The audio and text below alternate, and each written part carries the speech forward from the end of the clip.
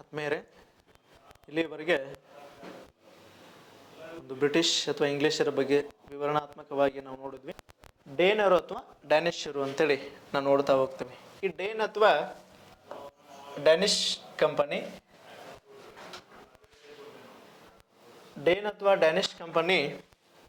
ನಾವು ನೋಡಿದಾಗ ಅಲ್ಲಿ ಈ ಡ್ಯಾನಿಷರ ಬಗ್ಗೆ ನಾವು ಸುಮಾರು ಅಂಶಗಳನ್ನು ನಾವು ನೋಡ್ತಾ ಹೋಗ್ತೀವಿ. ಏನಪ್ಪ ಅಂದಾಗ ಮೂಲತಃ ಈ ಡ್ಯಾನಿಷ್ ಕಂಪನಿ ಮೂಲತಃ ಯಾವ ದೇಶದವರು ಅಂತಂದ್ರೆ ಇವರು ಡೆನ್ಮಾರ್ಕ್ ದೇಶದವರು ಅಂತೇಳಿ ನಾವು ನೋಡ್ತಾ ಹೋಗ್ತೀವಿ. ಡೆನ್ಮಾರ್ಕ್ ದೇಶದವರಾದ ನಂತರ ಇಲ್ಲಿ 1616ರಲ್ಲಿ ಏನಪ್ಪ ಅಂದಾಗ ಮೊಟ್ಟ ಮೊದಲ ಬಾರಿಗೆ ಡೇನ್ ಈಸ್ಟ್ ಇಂಡಿಯಾ ಎಂಬ ಏನಂತ ಹೇಳ್ತೀವಿ ಕಂಪನಿಯನ್ನು ಸ್ಥಾಪನೆ ಮಾಡಿದ್ರು. ಅದಾದ ನಂತರ 1620ರಲ್ಲಿ ಏನಂತ ಹೇಳಾಗ್ತದೆ, ಮೊಟ್ಟ ಮೊದಲ ಬಾರಿಗೆ ತಮ್ಮ ಮೊದಲ ವ್ಯಾಪಾರ ಕೇಂದ್ರವನ್ನು ತಮಿಳುನಾಡು ಅಂತ ಕರಿತೀವಿ. ತಮಿಳುನಾಡು, ಈ ತಮಿಳುನಾಡಿನ ಏನಂತ ಹೇಳ್ತೀವಿ ತಿರುವಾಂಕೂರು ಅಂತೇಳಿ, ತಿರುವಾಂಕೂರು ಅನ್ನೋ ಪ್ರದೇಶ, ತಮಿಳುನಾಡಿನ ತಿರುವಾಂಕೂರು ಅನ್ನೋ ಪ್ರದೇಶದಲ್ಲಿ ತಮ್ಮ ಮೊದಲ ವ್ಯಾಪಾರ ಮಳಿಗೆಯನ್ನು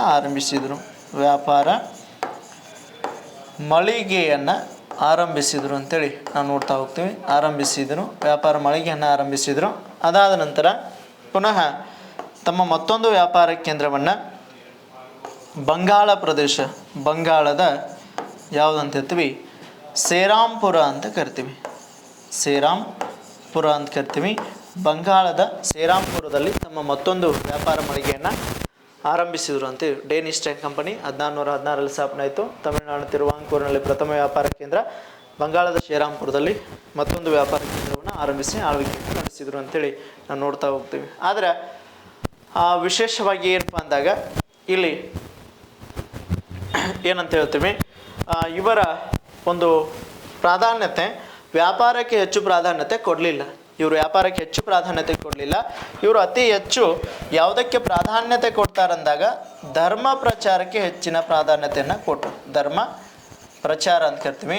ಧರ್ಮ ಪ್ರಚಾರಕ್ಕೆ ಹೆಚ್ಚಿನ ಪ್ರಾಧಾನ್ಯತೆಯನ್ನು ಇವರು ಕೊಟ್ಟರು ಅಂತೇಳಿ ನಾವು ನೋಡ್ತಾ ಹೋಗ್ತೀವಿ. ಹಾಗಾಗಿ ಕೇಳ್ಬೋದು ಕೆಲವು ಸಲ, ಭಾರತಕ್ಕೆ ವ್ಯಾಪಾರಕ್ಕಲ್ಲದ ಧರ್ಮ ಪ್ರಚಾರಕ್ಕಾಗಿ ಅತಿ ಹೆಚ್ಚು ಪ್ರಾಶಸ್ತ್ಯ ಕೊಟ್ಟಂಥ ಒಂದು ಈಸ್ಟ್ ಇಂಡಿಯಾ ಕಂಪನಿ ಯಾವುದು ಅಂತ ಕೇಳಿದಾಗ ಯಾವುದಂತ ಹೇಳಲಾಗ್ತದ, ಈ ಡ್ಯಾನಿಷ್ ಅಥವಾ ಡೇನ್ ಕಂಪನಿ ಅಂತೇಳಿ ನಾವು ನೋಡ್ತಾ ಹೋಗ್ತೀವಿ. ಇದಿಷ್ಟು ಇವ್ರ ಬಗ್ಗೆ ನೋಡ್ತೀವಿ. ಕೊನೆಗೆ ತಾವು 1845ರಲ್ಲಿ ತಮ್ಮ ವ್ಯಾಪಾರ ಮಳಿಗೆಯನ್ನು ಯಾರಿಗೆ ಬಿಟ್ಟು ಕೊಡ್ತಾರಂದಾಗ ಬ್ರಿಟಿಷರಿಗೆ ಬಿಟ್ಟು ಕೊಡ್ತಾರೆ. ಬ್ರಿಟಿಷರಿಗೆ ನೀಡಿ ವ್ಯಾಪಾರ ಮಳಿಗೆಯನ್ನು ಬ್ರಿಟಿಷರಿಗೆ ನೀಡಿ ಪುನಃ ತಮ್ಮ ದೇಶಕ್ಕೆ ವಾಪಸ್ ಹೋದ್ರು ಅಂತೇಳಿ ನಾವು ನೋಡ್ತೀವಿ. ಹಾಗಾಗಿ 1616ರಿಂದ ಇವರ ಕಾಲಾವಧಿ ಎಷ್ಟು ಅಂತ ಹೇಳಾಗ್ತದೆ, 1616ರಿಂದ ಏನಂತ ಹೇಳಾಗ್ತದೆ ಇವರ ಕಾಲಾವಧಿಯನ್ನು ನಾವು ನೋಡ್ತಾ ಹೋಗ್ತೀವಿ. ಈ 1616ರಿಂದ 1845 ಡೇನರ ಒಂದು ಕಾಲಾವಧಿಯಾಗಿ ನಾವು ನೋಡ್ತೀವಿ. ಹಾಗಾಗಿ ಇವರ ರಾಜಧಾನಿ ಅಥವಾ ವ್ಯಾಪಾರ ರಾಜಧಾನಿ ಅಂದರೆ ಯಾವುದಂತ ಹೇಳಾಗ್ತದೆ, ತಮಿಳುನಾಡು ತಿರುವಾಂಕೂರು ಇವರ ವ್ಯಾಪಾರ ರಾಜಧಾನಿ. ಬಂಗಾಳದ ಶ್ರೀರಾಂಪುರದಲ್ಲಿ ಧರ್ಮ ಪ್ರಚಾರಕ್ಕೆ ಹೆಚ್ಚಿನ ಪ್ರಾಧಾನ್ಯತೆ ಕೊಟ್ಟಿದ್ದರು, ವ್ಯಾಪಾರಕ್ಕೆ ಕಡಿಮೆ. ಹಾಗಾಗಿ 1845ರಲ್ಲಿ ಬ್ರಿಟಿಷ್ ಈಸ್ಟ್ ಇಂಡಿಯಾ ಕಂಪನಿ ಒಂದು ಏನು ಮಾಡ್ತಾನೆ, ಇವರ ಸಂಪೂರ್ಣ ತಮ್ಮ ನೆಲೆಗಳನ್ನು ಅವ್ರಿಗೆ ಕೊಟ್ಟು ಪುನಃ ಭಾರತ ಬಿಟ್ಟ ವಾಪಸ್ ಹೋದ್ರು ಅಂತೇಳಿ ನಾವು ಡ್ಯಾನಿಷರ ಬಗ್ಗೆ ನೋಡ್ತೀವಿ. ಹಾಗಾಗಿ ಮೂಲತಃ ಯಾವ ದೇಶದಿಂದ, ಡೆನ್ಮಾರ್ಕ್ ದೇಶದವರಿಂದ ಬಂದವರು ಅಂತೇಳಿ ನಾವು ನೋಡ್ತಾ ಹೋಗ್ತೀವಿ. ಇದಿಷ್ಟು ಡ್ಯಾನಿಷ್ ಬಗ್ಗೆ ನಾವು ನೋಡ್ತೀವಿ. ಇನ್ನು ಡ್ಯಾನಿಷದ ನಂತರ ಮತ್ತೊಂದು ನೋಡ್ತೀವಿ, ಕೊನೆಯ ಮತ್ತೊಂದು ಈಸ್ಟ್ ಇಂಡಿಯಾ ಕಂಪನಿ ಯಾವುದಂತ ಹೇಳಾಗ್ತದೆ ಫ್ರೆಂಚರು ಅಂತೇಳಿ ಯಾವ್ದು ನೋಡ್ತೀವಿ.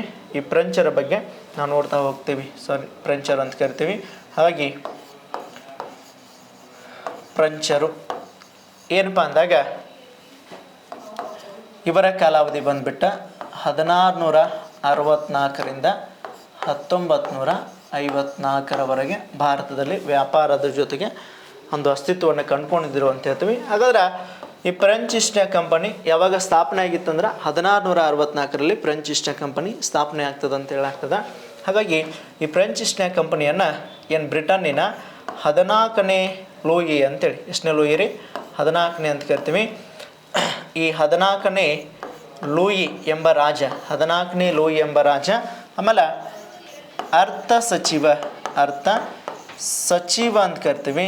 ಈ ಅರ್ಥ ಸಚಿವ ಯಾರಂತ ಹೇಳಾಗ್ತದ? ಕೋಲ್ಬರ್ಟ್. ಯಾರಂತ ಹೇಳ್ತೀವಿ? ಕೋಲ್ಬರ್ಟ್ ಅಂತ ಕರಿತೀವಿ.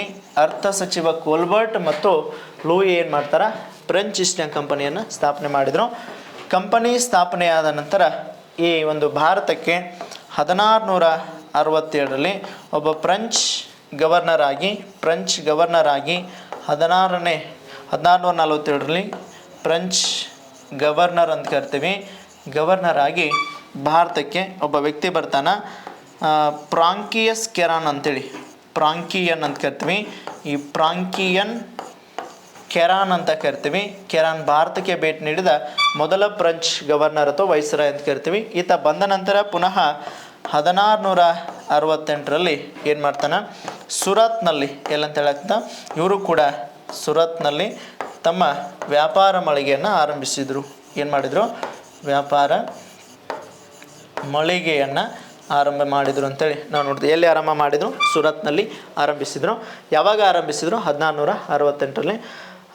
ಭಾರತಕ್ಕೆ ಭೇಟಿ ನೀಡಿದ ಮೊದಲ ಫ್ರೆಂಚ್ ಒಬ್ಬ ಗವರ್ನರ್ ಅಂತಂದ್ರೆ ಫ್ರಾಂಕಿಯನ್ ಕೆರಾನ್ ಅಂತ ನಾವು ನೋಡ್ತಾ ಹೋಗ್ತೀವಿ. ಕಂಪನಿಯ ಸ್ಥಾಪನೆಯನ್ನು ಮಾಡಿದವರು 14ನೇ ಲೂಯಿ ಮತ್ತು ಅರ್ಥ ಸಚಿವ ಅಥವಾ ಎಕನಾಮಿಕ್ ಮಿನಿಸ್ಟರ್ ಕೋಲ್ಬರ್ಟ್ ಅಂತೇಳಿ ನಾವು ನೋಡ್ತಾ ಹೋಗ್ತೀವಿ. ಹಾಗಾದರೆ ಇದರ ನಂತರ ಫ್ರಾಂಕಿಯನ್ ಕೆರಾನ್ ನಂತರ ಯಾರಂತ ಹೇಳ್ತೀವಿ?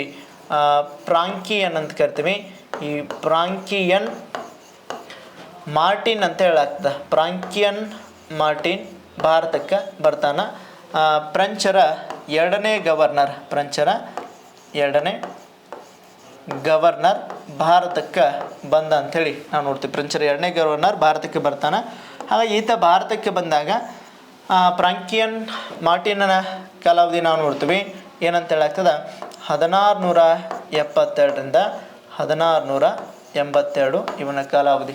ಈತನನ್ನು ಫ್ರಾಂಕಿಯನ್ ಮಾರ್ಟಿನನ್ನು ಭಾರತದ ಫ್ರೆಂಚ್ ವಸಾಹತುಗಳ ಸ್ಥಾಪಕ ಅಥವಾ ಫ್ರೆಂಚ್ ವಸಾಹತುಗಳ ಸ್ಥಾಪಕ ಅಂಥೇಳಿ ಭಾರತದಲ್ಲಿ ಫ್ರೆಂಚ್ ವಸಾಹತುಗಳ ನಾಯಕ ಅಂತೇಳಿ ಈತನನ್ನು ಕರೆಯಲಾಗ್ತದೆ. ಫ್ರೆಂಚ್ ವಸಾಹತುಗಳ ನಾಯಕನಂತೇಳಿ ಕರಿತೀವಿ. ವಿಷಯತೆ ಏನಪ್ಪ ಅಂದಾಗ ಈತನ ಅವಧಿಯಲ್ಲಿ 1774ರಲ್ಲಿ ಎಷ್ಟರಂತ ಹೇಳ್ತೀವಿ? 1774ರಲ್ಲಿ ಬಿಜಾಪುರದ ಆದಿಲ್ ಶಾಹಿಗಳಿಂದ ಅಂತ ಹೇಳ್ತೀವಿ. ಬಿಜಾಪುರದ ಆದಿಲ್ ಶಾಹಿ ಅಂತ ಕರಿತೀವಿ. ಈ ಆದಿಲ್ ಶಾಹಿಗಳಿಂದ, ಬಿಜಾಪುರದ ಆದಿಲ್ ಶಾಹಿಗಳಿಂದ 1774ರಲ್ಲಿ ಈತ 1674ರಲ್ಲಿ ಅಂತ ಹೇಳ್ತೀವಿ. 1674ರಲ್ಲಿ ಏನು ಮಾಡ್ತಾರೆ ಅಂತ ಹೇಳಾಗ್ತದೆ? ಈತ 1674ರಲ್ಲಿ ಒಂದು ಆದಿಲ್ ಶಾಹಿಗಳಿಂದ ಒಂದು ಪ್ರದೇಶವನ್ನು ತೆಗೆದುಕೊಳ್ತಾರೆ. ಯಾವುದಪ್ಪ ಅಂದಾಗ ವಾಲಿಕೊಂಡಪುರಂ ಅಂತೇಳಿ ಯಾವುದನ್ನು ಕರಿತೀವಿ? ವಾಲಿಕೊಂಡಪುರಂ ಎಂಬ ಪ್ರದೇಶವನ್ನು ಪಡೆದರು ಅಂತಿದೆ. ವಾಲಿಕೊಂಡಪುರಂ ಪ್ರದೇಶವನ್ನು ಪಡಿತಾರೆ.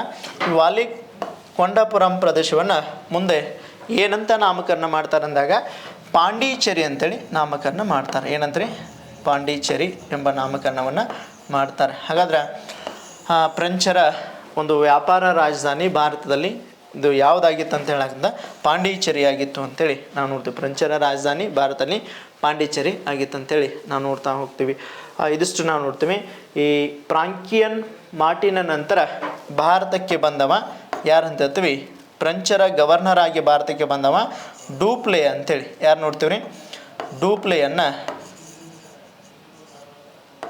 ಭಾರತಕ್ಕೆ ಬಂದವ ಡೂಪ್ಲೆಯನ್ನು ನಾವು ನೋಡ್ತೀವಿ. ಹಾಗಾಗಿ ಭಾರತದಲ್ಲಿ ಫ್ರೆಂಚರ ಗವರ್ನರ್ ಆಗಿ ಡೂಪ್ಲೆ ಬರ್ತಾನೆ. ಇವನ ಅವಧಿಯಲ್ಲಿ ಫ್ರೆಂಚ್ ಮತ್ತು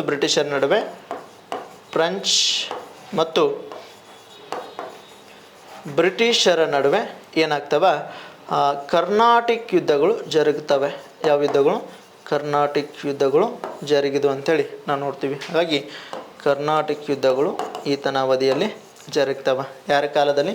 ಡೂಪ್ಲೆಯ ಕಾಲದಲ್ಲಿ ನಾವು ನೋಡ್ತಾ ಹೋಗ್ತೀವಿ. ಹಾಗಾದರೆ ಇದ್ರ ಮೇಲೆ ಕೂಡ ಪ್ರಶ್ನೆ ಆಗಿದೆ, ಯಾರ್ಯಾರು ಸ್ಥಾಪನೆ ಮಾಡಿದಾನ? 14ನೇ ಲೂಯಿ ಮತ್ತು ಕೋಲ್ಬರ್ಟ್. ಯಾವಾಗ? 1664. ಫ್ರೆಂಚ್ ವಸಾಹತುಗಳ ನಿಜವಾದ ಸ್ಥಾಪಕ ಅಥವಾ ವಸಾಹತುಗಳ ನಾಯಕನಂತೇಳಿ ಫ್ರಾಂಕಿಯನ್ ಮಾರ್ಟಿನನ್ನು ಕರೀತಾರೆ. ಇವರ ಮೊದಲ ವ್ಯಾಪಾರ ಕೇಂದ್ರ ಸೂರತ್ ಅಂತ ಹೇಳ್ತೀವಿ.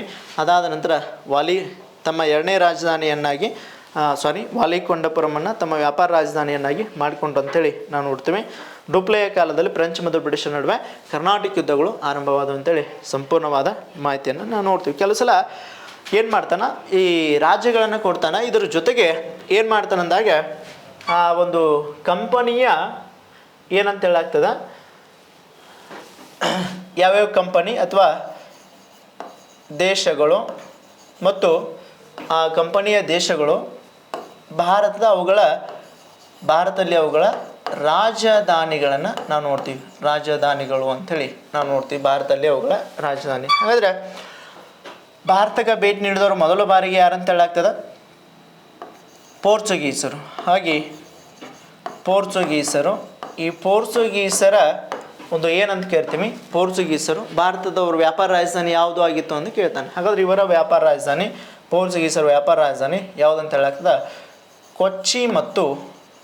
ಕೊಚ್ಚಿ ಮತ್ತು ಗೋವಾ ಇವರ ವ್ಯಾಪಾರ ರಾಜಧಾನಿಯಾಗಿದ್ದು ಭಾರತದಲ್ಲಿ ಅಂಥೇಳಿ ನಾವು ನೋಡ್ತೀವಿ. ಇದಾದ ನಂತರ ನೆಕ್ಸ್ಟು ಡಚ್ಚರು ಅಂಥೇಳಿ ನಾವು ನೋಡ್ತೀವಿ.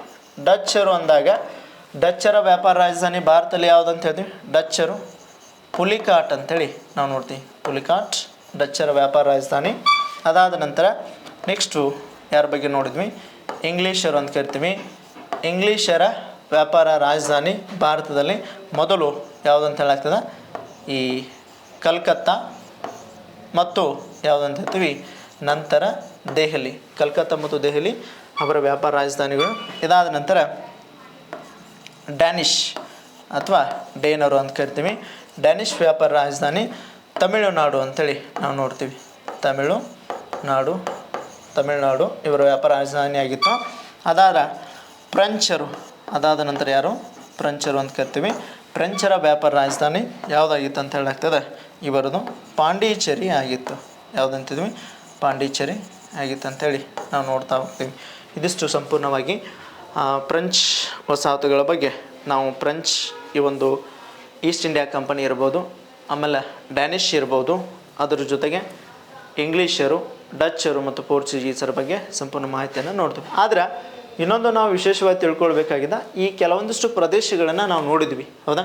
ಆ ಪ್ರದೇಶಗಳು ಎಲ್ಲೆಲ್ಲಿ ಬರ್ತಾವೆ ಅನ್ನೋದು ಭಾಳ ಮುಖ್ಯವಾಗಿ ನಾವು ನೋಡಬೇಕಾಗಿದೆ.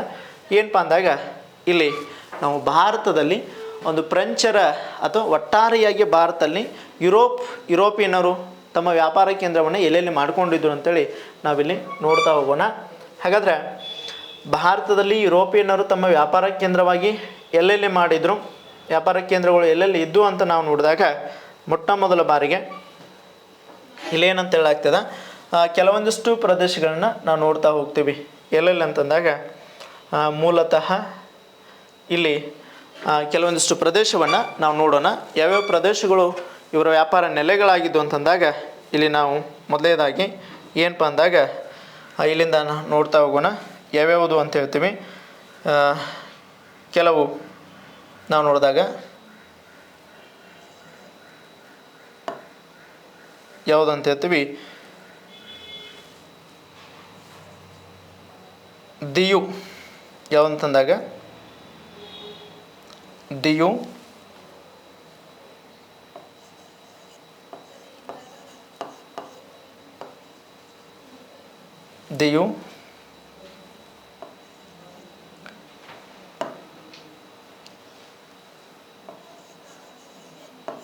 ಬ್ರೋಚ್,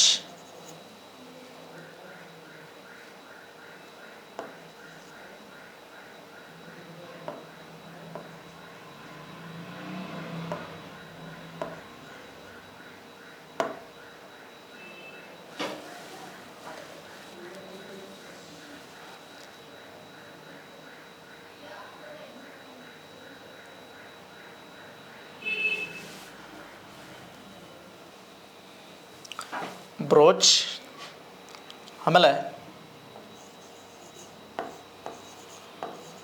ಸೂರತ್, ಸೂರತ್,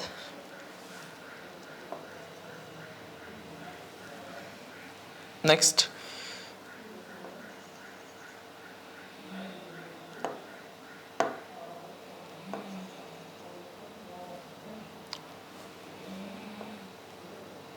ಸೂರತ್ ಆದಮೇಲೆ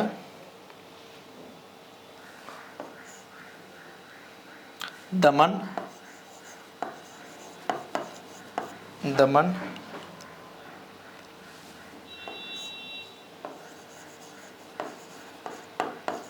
ಬೆಸ್ಸಿನ್, ದಮನ್ ಬೆಸ್ಸಿನ್,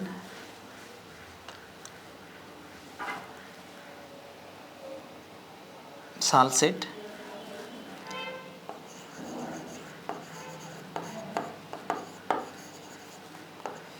ಸಾಲ್ಸೆಟ್,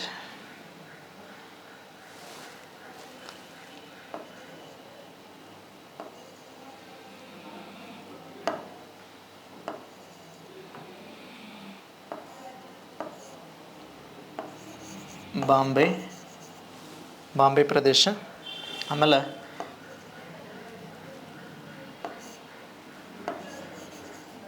ಗೋವಾ,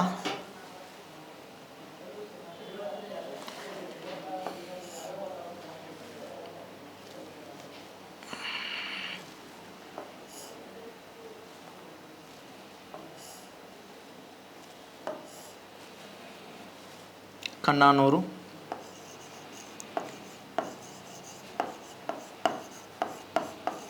ಕಣ್ಣಾನೂರು, ಮಾಹೆ,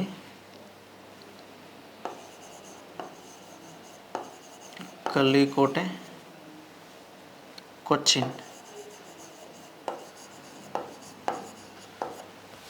ಕೊಚ್ಚಿನ್ ಪ್ರದೇಶಗಳು ನೋಡ್ತೀವಿ. ಇನ್ನು ಪ್ರಮುಖವಾಗಿ ಯಾವುದಂತ ಹೇಳಾಗ್ತದೆ,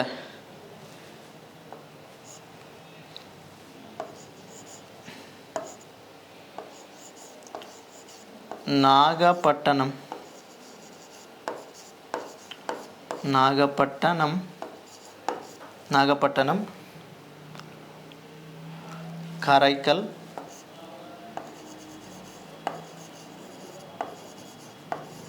ಕಾರೈಕಲ್,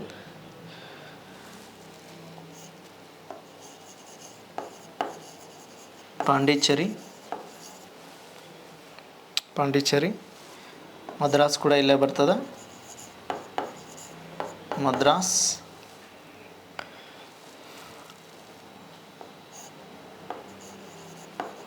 ಪುಲಿಕಾಟ್, ನಂತರ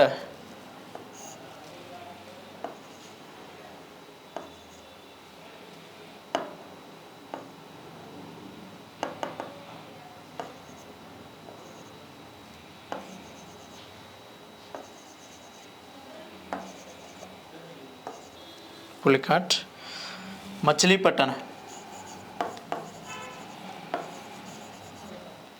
ಮಚಿಲಿಪಟ್ಟಣಂ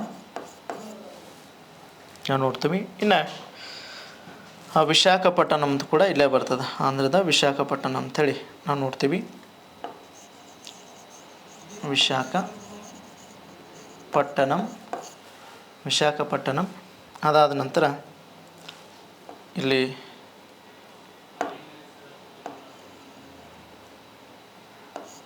ಕಲ್ಕತ್ತಾ,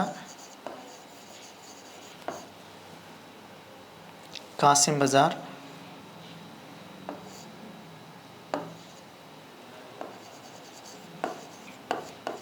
ಕಾಸಿಂ ಬಜಾರ್.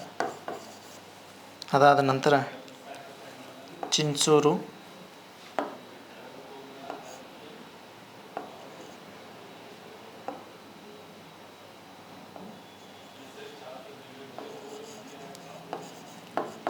ಚಿಂಚೂರು ಅಂತ ನಾವು ನೋಡ್ತೀವಿ. ಇದರ ನಂತರ ಹೂಗ್ಲಿ, ಹೂಗ್ಲಿ, ಚಂದ್ರನಾಗೂರು,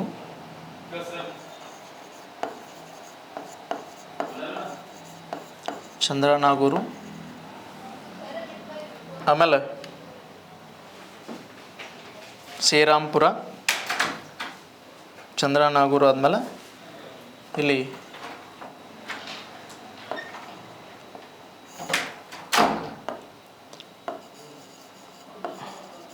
ಪಾಟ್ನಾ,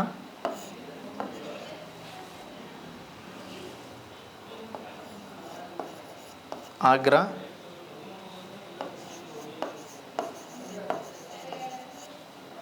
ಅಲಹಾಬಾದ್. ಇದಿಷ್ಟು ಪ್ರಮುಖವಾಗಿ ನಾವು ನೋಡ್ತಾ ಹೋಗ್ತೀವಿ. ಭಾಳ ಇಂಪಾರ್ಟೆಂಟು. ಇಲ್ಲಿ ಸುಮಾರು ಅಂಶಗಳನ್ನು ದಿಯು ಈ ಭೂಭಾಗದಲ್ಲಿ ಬರುವಂಥದ್ದು, ಆಮೇಲೆ ದಮನ್, ಆಮೇಲೆ ಏನಂತಿದ್ವಿ ದಿಯು ದಮನ್ ಇಲ್ಲಿ ಬರ್ತದೆ, ಆಮೇಲೆ ಸುರತ್ತು, ಬ್ರೋಚ್ ಈ ಭೂಭಾಗದಲ್ಲಿ, ದಿಯು ದಮನ್ ಸುರತ್, ಆಮೇಲೆ ಸಾಲ್ಸೆಟ್ ಬೆಸ್ಸಿನ್, ಸಾಲ್ಸೆಟ್ ಆದಮೇಲೆ ಬೆಸ್ಸಿನ್ ಕೂಡ ಇಲ್ಲೇ ಬರ್ತದೆ. ಅದರ ನಂತರ ಬಾಂಬೆ ನಂತರ ಗೋವಾ ಪ್ರದೇಶ, ಆಮೇಲೆ ಕಣ್ಣಾನೂರು, ಮಾಹೆ, ಕಲ್ಲಿಕೋಟೆ, ಕೊಚ್ಚಿನ್ ಪ್ರದೇಶಗಳನ್ನು ಕೂಡ ನಾವು ನೋಡ್ತೀವಿ. ಈ ಪ್ರದೇಶಗಳ ನಂತರ ಪುನಃ ಏನಪ್ಪ ಅಂದಾಗ ಇಲ್ಲಿ ನಾಗಪಟ್ಟಣಂ, ಆಮೇಲೆ ಕಾರೈಕಲ್ಲು, ಇವೆಲ್ಲವುಗಳು ಕೂಡ ತಮಿಳುನಾಡು ಭೂಭಾಗದಲ್ಲಿ ನಾವು ನೋಡ್ತೀವಿ. ಕಣ್ಣಾನೂರು, ಮಾಹೆ, ಕೊಚ್ಚಿ, ಕಲ್ಲಿಕೋಟೆ ಇವೆಲ್ಲ ಕೇರಳದಲ್ಲಿ ನಾವು ನೋಡಿದ್ರೆ, ಪಾಂಡಿಚೇರಿ ಇದು ಕೂಡ ತಮಿಳುನಾಡಲ್ಲಿ, ಮದ್ರಾಸ್ ಕೂಡ ತಮಿಳುನಾಡು, ಪ್ರಸ್ತುತ ಚೆನ್ನೈ ಅಂತ ಹೇಳಾಗ್ತದೆ. ಆಮೇಲೆ ಪುಲಿಕಾಟ್, ಮಚಿಲಿಪಟ್ಟಣ ಹೈದರಾಬಾದ್ ಪ್ರಾಂತ್ಯಕ್ಕೆ ಸಂಬಂಧಪಟ್ಟಂಥ ಕೆಲವು ನೆಲೆಗಳನ್ನು ಆವಾಗ ನೋಡಿದ್ವಿ. ಆಮೇಲೆ ವಿಶಾಖಪಟ್ಟಣ ಕೂಡ ಆಂಧ್ರ ಪ್ರದೇಶಕ್ಕೆ ಸಂಬಂಧಪಟ್ಟದ್ದು. ಆಮೇಲೆ ಪಶ್ಚಿಮ ಬಂಗಾಳದಲ್ಲಿ ಕಲ್ಕತ್ತಾ, ಕಾಸಿಂ ಬಜಾರ್, ಚಿನ್ಸೂರು, ಹುಗ್ಲಿ ನದಿ, ಚಂದ್ರನಾಗೂರು ಕೂಡ ನೋಡ್ತೀವಿ. ಉತ್ತರ ಪ್ರದೇಶದ ಒಂದು ಅಲಹಾಬಾದ್, ಆಮೇಲೆ ಆಗ್ರಾ ಪ್ರದೇಶವನ್ನು ನಾವು ನೋಡ್ತೀವಿ. ಹೀಗಾಗಿ ಎಲ್ಲ ಪ್ರದೇಶಗಳಲ್ಲಿ ತಮ್ಮ ವ್ಯಾಪಾರ ಕೇಂದ್ರವನ್ನು ಯಾರು ಆರಂಭಿಸಿದರು ಅಂತ ಹೇಳಾಗ್ತದೆ, ಬ್ರಿಟಿಷರ್ ಅಥವಾ ಒಟ್ಟಾರೆಯಾಗಿ ಭಾರತದಲ್ಲಿ ಒಂದು ಯುರೋಪಿಯನ್ನರು ತಾವು ಸ್ಥಾಪಿಸಿದಂಥ ವ್ಯಾಪಾರ ನೋಡ್ರಿ. ಬಹುತೇಕ ನೋಡ್ರಿ ಇವೆಲ್ಲವುಗಳು ಏನಪ್ಪ ಅಂತ ಹೇಳಾಗ್ತದ, ಒಂದು ಕಡಲ ತೀರದ ಭೂಭಾಗದಲ್ಲಿ, ಅಂದ್ರೆ ಅವರು ವ್ಯಾಪಾರಕ್ಕೆ ಅನುಕೂಲ ಆಗಬೇಕು. ಹಾಗಾಗಿ ಒಂದು ಸಮುದ್ರ ಮಾರ್ಗದ ಮುಖಾಂತರ ವ್ಯಾಪಾರ ನಡೆಸೋ ಸಲುವಾಗಿ ತಮ್ಮ ವ್ಯಾಪಾರ ಕೇಂದ್ರಗಳನ್ನು ಈ ಪ್ರದೇಶಗಳಲ್ಲಿ ಒಂದು ಏನು ಮಾಡ್ತಾರೆ ಅಂತ ಹೇಳಾಗ್ತದೆ, ಭಾರತ ಕಡಲ ತೀರ ಭಾಗಗಳಲ್ಲಿ ಈ ಒಂದು ವ್ಯಾಪಾರ ಕೇಂದ್ರಗಳನ್ನು ಸ್ಥಾಪಿಸಿರು ಅಂತೇಳಿ ಸಂಪೂರ್ಣ ನಾವು ಯಾರ ಬಗ್ಗೆ ನೋಡ್ತೀವಿ ಅಂತ ಹೇಳಾಗ್ತದೆ, ಈ ಒಂದು ಭಾರತಕ್ಕೆ ಯುರೋಪಿಯನ್ನರ ಬಗ್ಗೆ ಒಂದು ವ್ಯವಸ್ಥಿತವಾಗಿ ನಾವು ನೋಡ್ತಾ ಹೋಗ್ತೀವಿ. ಮಾಹಿತಿಯನ್ನು ನಾವು ನೋಡ್ತೀವಿ. ಇದಿಷ್ಟು ಸಂಪೂರ್ಣವಾಗಿ ನಾವು ಯಾವುದ್ರ ಬಗ್ಗೆ ನೋಡ್ತೀವಿ ಅಂತ ಹೇಳಿದ್ರೆ ಭಾರತಕ್ಕೆ ಯುರೋಪಿಯನ್ನರ ಆಗಮನ ಬಗ್ಗೆ ನಾವು ನೋಡ್ತೀವಿ ಅಂತೇಳಿ. ಇದರ ನಂತರ ಯುರೋಪಿಯನ್ನರ ಆಗಮನ ಬಗ್ಗೆ ನಾವು ನೋಡ್ತೀವಿ. ಇದಿಷ್ಟು ಸಂಪೂರ್ಣ ಮಾಹಿತಿ ಇದರ ಬಗ್ಗೆ ನಾವು ನೋಡ್ತೀವಿ. ಯುರೋಪಿಯನ್ನರ ಆಗಮನ. ಇದರ ನಂತರ ಯಾವ್ದು ಬರ್ತದೆ ಅಂದಾಗ ಕರ್ನಾಟಿಕ್ ಯುದ್ಧಗಳ ಬಗ್ಗೆ ನಾವು ಡಿಸ್ಕಷನ್ ಮಾಡೋಣ ಅಂತ ಹೇಳ್ತೀವಿ.